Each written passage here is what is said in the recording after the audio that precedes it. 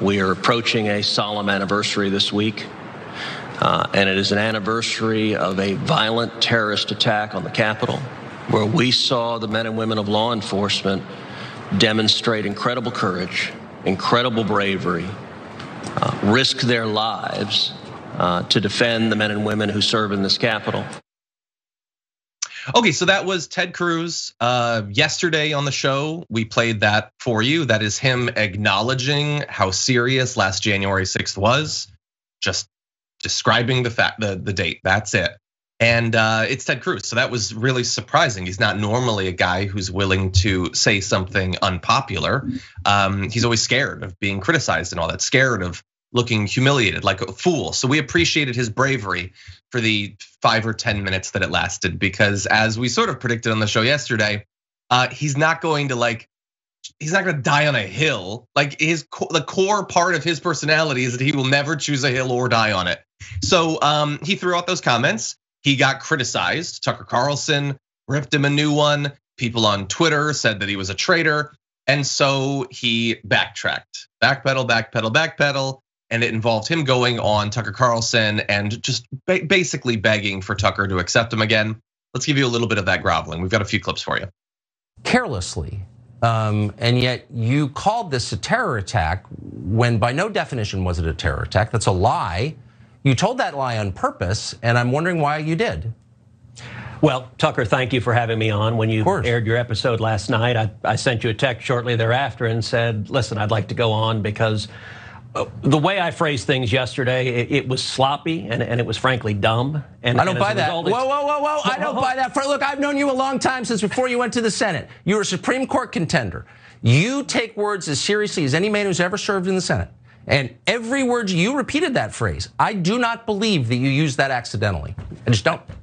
So Tucker, as a result of my sloppy phrasing, it's caused a lot of people to misunderstand what I meant.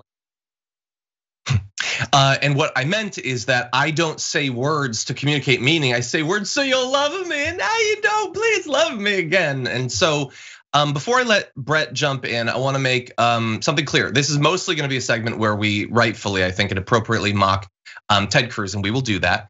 But first, really fast on Tucker Carlson. Tucker Carlson has a very different version of something that I have long pointlessly criticized Donald Trump for, which is he is seen as strong when he cannot help in his body language and speech, but be a little petty kid. So his thing where he's like, so I don't believe it. I just don't. Like, to do something like that is so pathetic rhetorically. And I understand he doesn't need to be a bastion of strength when the guy in the other half of the templated graphic is Ted Cruz, but he's pathetic too. He's also, by the way, wrong. This is not the point of this segment, but when he repeatedly says that it is by definition not a terror attack, it's a lie. Nobody could say that. Well, the definition of terrorism, according to Oxford Languages, is the unlawful use of violence and intimidation, especially against civilians in the pursuit of political aims. That's what this was. It was a group of people being violent to scare civilians, our elected officials, into doing what they want politically. That's the stated goal of it. I'm not even I'm not speculating about what they were trying to do. Trump was saying, go there, make your voices heard, show them they have to overturn. This was by definition terrorism. There's nothing in that definition that says 10 people have to die or 100 people have to die. They were using violence and intimidation to get a political end that they could not get through explicitly political means. Thus, it is terrorism. Tucker Carlson is 100% wrong. But Brett, what do you think? Yeah, there's so much to unpack. I'm definitely going to forget plenty of it. First of all, I just want to point out that this is like what a marshmallow Ted Cruz has to be, that he can get boxed out rhetorically and politically by Tucker Carlson, who is also a marshmallow, a ooey gooey, right before he bursts into flames, s'more on the fire marshmallow. That's what they both are. The thing is, the way that Ted Cruz is, he's an outdated toy.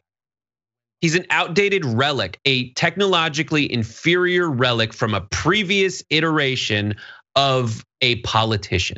He is the best you can be at that horrible, terrible, no good, very bad way of consolidating and holding power and being a schmucko on camera to score like, it's like watching fencing. You're just like, this is not sword fighting. You guys are all definitely holding swords and you're doing all this stuff that like I've seen sword fighting in Braveheart. It doesn't look anything like that, but you score points somehow by like bending foily pieces of nothing against each other's bodies. And people like Trump and what? Oh, you hate it because you love fencing. They are different styles of sword combat. That's not what this is about. We're not going to get into it. These guys with their flimsy eepies are trying to thrust their flaccid pieces of bendy aluminum against each other. But that is not a simulation of broadsword or longsword combat like you might see in Braveheart. Hang on, let me go back on my LARP meeting. Were a different sort of sword. We're moving on. We're not going to talk about it, but I'm going to be mad for the rest of the day. But Trump, but it's not. It's okay and what you just displayed is analogous to people on the news analyzing frickin' political discourse between politicians when people at home are watching it going like, this is boring and stupid and elitist.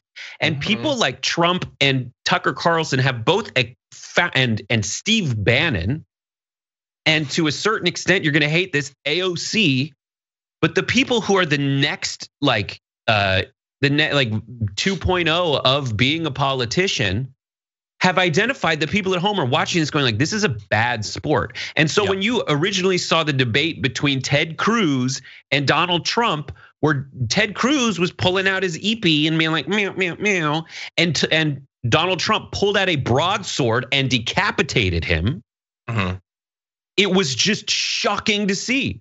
It was like the last episode of season 1 of Game of Thrones. You're like, that guy's supposed to have hero armor. Yeah, exactly. And finally, and this, I think, like, this is a huge story, and I can't believe going into the show, you're like, I'm all right. But like, this is a crazy huge story. This is Tucker Carlson, a flimsy marshmallow, realizing how much power he has to go to Ted Cruz, who thought this was a softie, thought that this interview was a thrown game, thought this was WWF, and it turned out to be MMA. Yeah.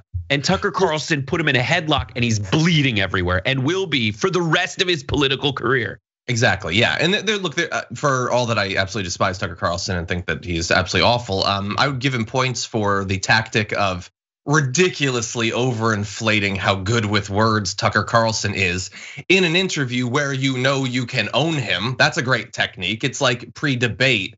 Raising the expectations for the other side. That's sort of what he's doing there. And look, he's exercising his power in the party. He does have more power than Ted Cruz because power in that party is now defined by an ability to read the purest version of what the base wants to hear and an ability to say it shamelessly and consistently, to just say whatever it is that they want to hear, to protect them and coddle them and stroke their hair very softly. And he did a better job of it this week than Ted Cruz. Ted Cruz accurately reflected reality, but there's no incentive for that.